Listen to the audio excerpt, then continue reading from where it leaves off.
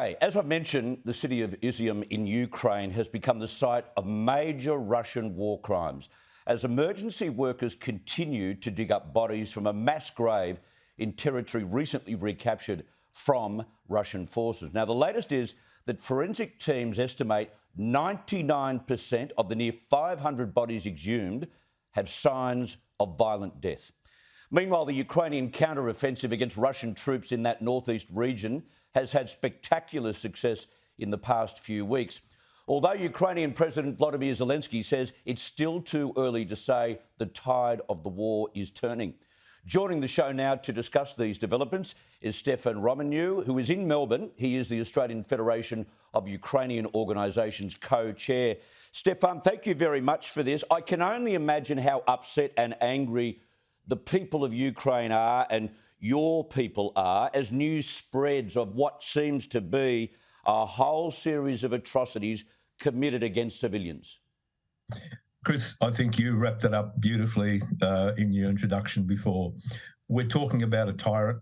We're talking about evil. We're talking about not just Ukrainians being upset. The international community sees this as a war crime. Putin, the difference between Putin and Queen Elizabeth, as you rightly said, Putin does nothing but spread evil. And I think in your introduction also you mentioned about how Her Majesty was able to bring the world together. Funny, Putin has also just about brought the world together, to fight evil. And I think it's very, very important that we continue the fight, because what we saw in Izium, and I think from my understanding is that's just the beginning. We saw what happened in Bucha and in Irpin. There are mass graves. That just shows that there is no respect for human life. And one thing that resonates with me is when I was in Ukraine with Prime Minister Albanese in our conversation, when he said, I cannot believe that one human being could do this to another human being. So he needs to be tried. And let's just make it clear. We're not only talking about one person. Keep in mind the whole Duma, those 400 people who voted in the parliament, Kirill, the patriarch of the Moscow church, have all given the blessing of go and fight this fight, which is a fight about sovereignty. Ukraine will win this. Ukraine has now claimed in excess of 6,000 kilometres of land. It is now moving forward.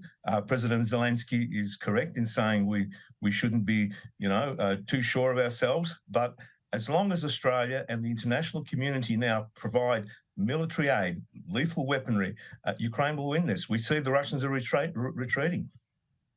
That's a massive amount of land to reclaim. It's been a tremendous week and a bit, or maybe even 2 weeks. But, in terms of retreating, Stefan, I've got to say, these soldiers, they act like butchers when they've got a gun in their hand, but as soon as they're cornered, they run like the true cowards they are, don't they? They are. They're cowards. I mean, this whole situation, and if you saw the videos of when the Ukrainian troops took over some of these areas, especially Kharkiv, how people rejoiced. But they are cowards. They are hiding behind something that says, we are right, no, you're wrong, and the world has to show that you're wrong. And those people who hold those guns in their hands, tie people's hands together and shoot them in the head, whether they be children, whether they be women, whether they be men, whether the women are raped and then killed. These are atrocities, and these atrocities, history will write this, but we need to make sure that the international community now gets very, very serious about these investigations. I know we have different independent people there at the moment, but here in Australia, we're also got a group called of lawyers who are trying to assist in this area. But we do have atrocities. This is horrendous, and the world needs to judge this.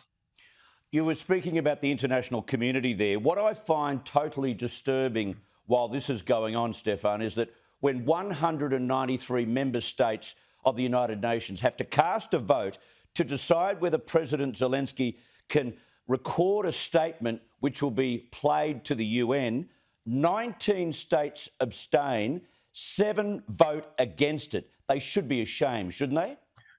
Of course they should be ashamed, but you need to ask yourself why.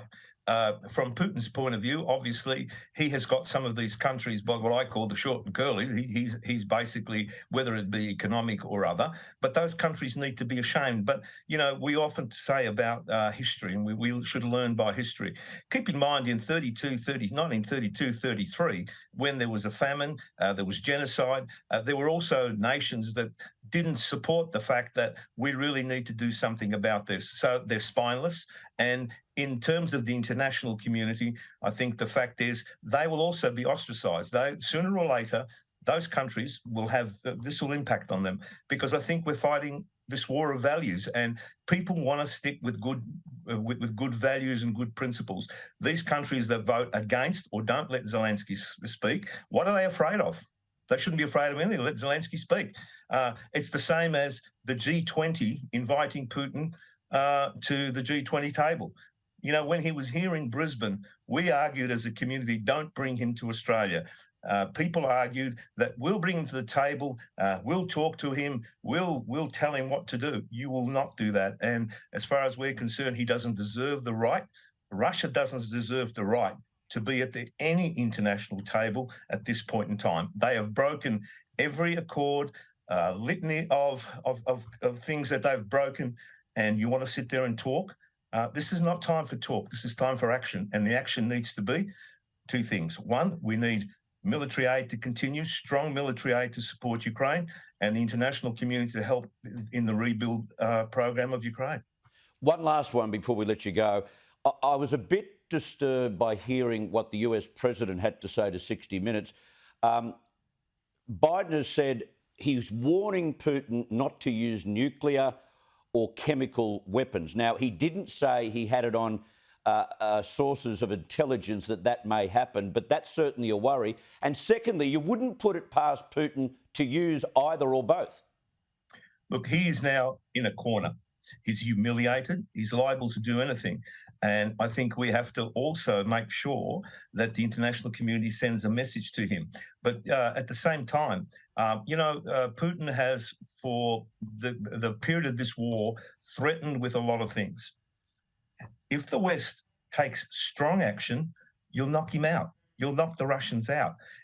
I know that people are scared of different sorts of war. We don't know what Putin's going to do, but I think we should be proactive rather than reactive. We should act. We should give Ukraine every bit of assistance that it needs, because we want a better world. And to finish off where we started, Chris, the atrocities that we've seen in the last few days, sure, we're all shocked.